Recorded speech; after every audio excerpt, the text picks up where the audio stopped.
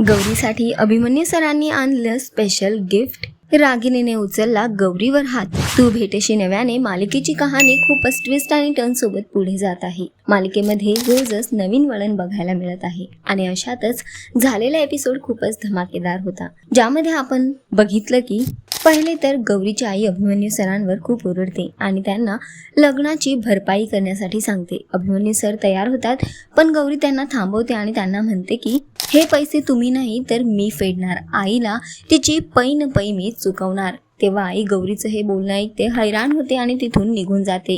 इकडे काकू सुद्धा आता खूप हैराण झालेली आहे, कारण तिला पैसे मिळणार होते ते आता तिला थोडे थोडे करून मिळणार, यामुळे ती सुद्धा गौरीवर नाराज झाली आहे. तर हा सगळा घडलेला प्रकार पाहून बाबा मात्र खूप चिंतित आहेत आणि त्यानंतर ते अभिमन्यू सर आणि गौरीची माफी मागतात.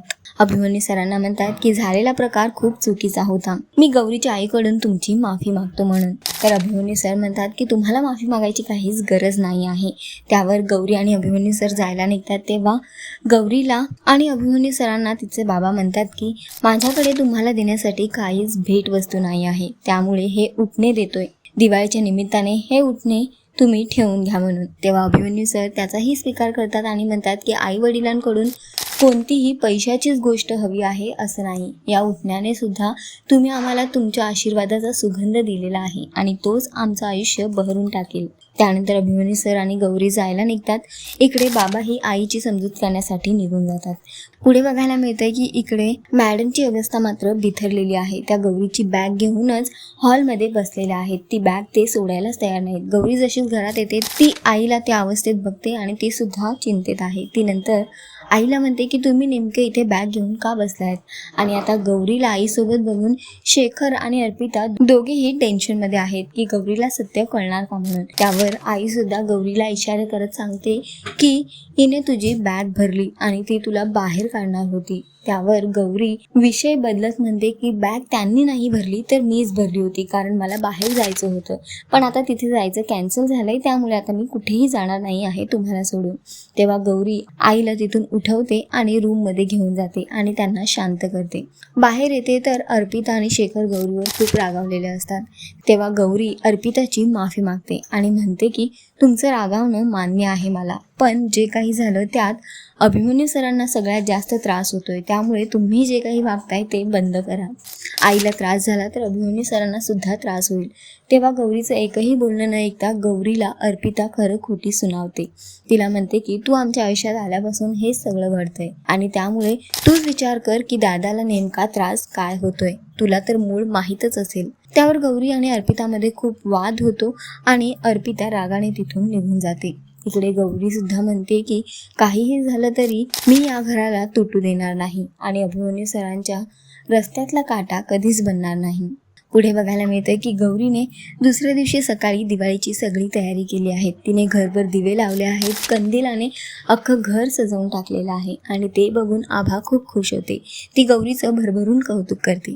त्यानंतर बघायला मिळते की तेवढ्यातच एंट्री होते अभिमन्यू सरांची. अभिमन्यू सर सुद्धा दारात रांगोळी, घरात दिवे, कंदील, पंत्या बघून खूप खुश होतात आणि गौरीचं कौतुक करतात आणि तिला म्हणतात की हे आमच्या घरी बऱ्याच वर्षांनी होतंय, किमान आम्ही एक कंदील आणि 2 पंत्या लावायचो, पण यावर्षी ज्या प्रकारे तू घर सजवलंयस ना ते उत्तम आहे म्हणून आणि मला सुद्धा आवडले. अभिमन्यू सरांनी केलेलं कौतुक पाहून गौरी सुद्धा खूप खुश होते. त्यानंतर अभिमन्यू सर मॉर्निंग वॉकला निघाले असतात, पण गौरी त्यांना थांबवते आणि त्यांना म्हणते की आज उठणे लावून अंघोळ करायची असते.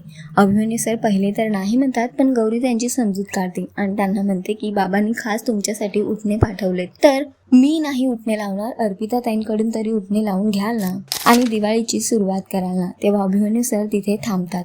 अर्पिता येते तर गौरी अर्पिता ताईंच्या हातात उठणे देते आणि अभिमन्यू सरांना लावायला सांगते. तेव्हा अर्पिता अभिमन्यू सरांना उठणे लावणारच असते की मॅडम येतात तिथे आणि मॅडम म्हणतात की अर्पिता अजिबात अभिमन्यू सरांना उठणे लावणार नाही. ते अर्पिताकडून त्या उठण्याची वाटी खेचून घेतात, तिला मागे ढकलतात आणि गौरीला म्हणतात की तूच अभिमन्यूला उठणे लावायचे. तेव्हा अभिमन्यू सरांना उठणे लावल्यासारखी गौरी बसलेलीच असते घरात. आभा आणि मॅडम खूप खुश असतात अभिमन्यू सर आणि गौरी यांना एकत्र बघून.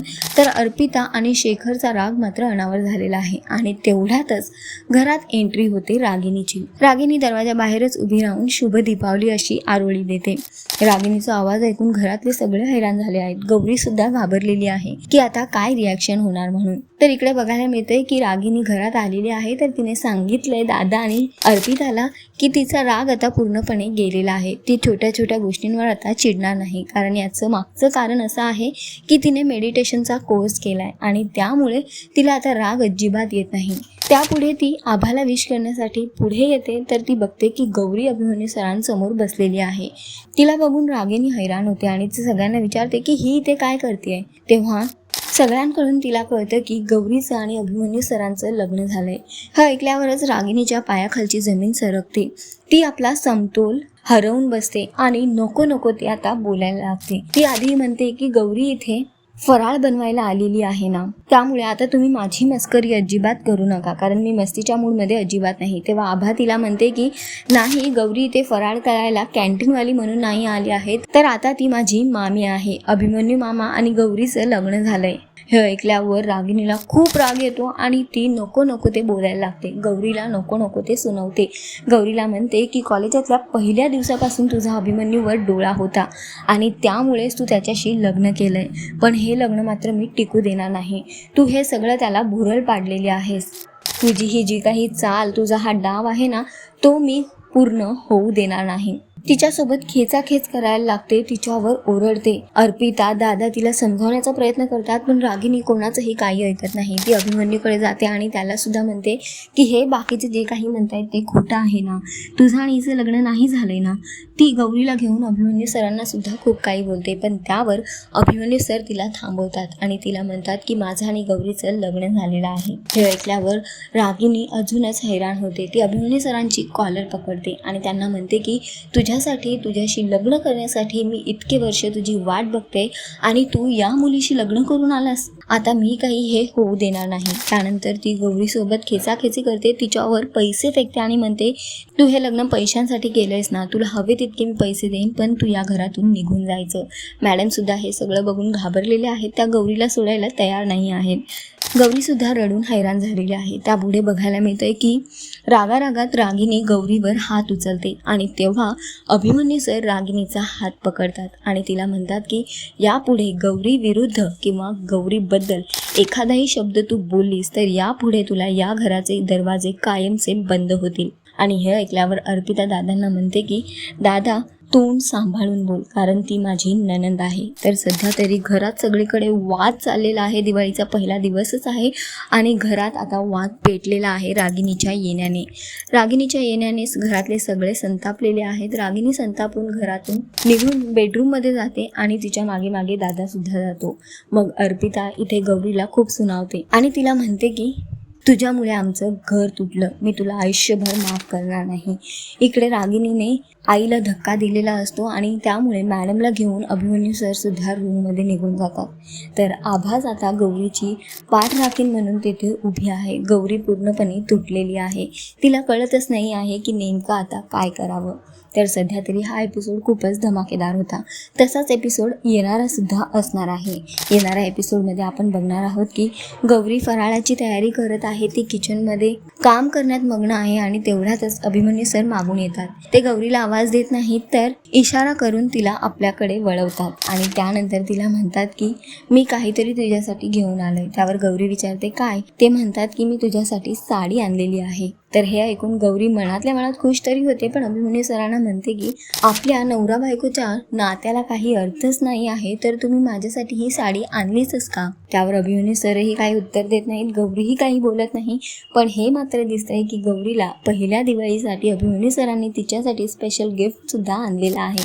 आता बघणं फार महत्त्वाचं असणार आहे की गौरी आणि अभिमन्यू सरांची ही कहाणी काय वळण घेणार. हळूहळू नात्यात प्रेम फुलणार का. तर तुम्ही किती एक्सायटेड आहात येणाऱ्या एपिसोडसाठी आम्हाला कॉमेंट करून नक्की सांगा. आणि अशाच टेलिव्हिजन अपडेटसाठी टेलिगप्पाला लाईक, शेअर, सबस्क्राईब नक्की करा. नमस्कार.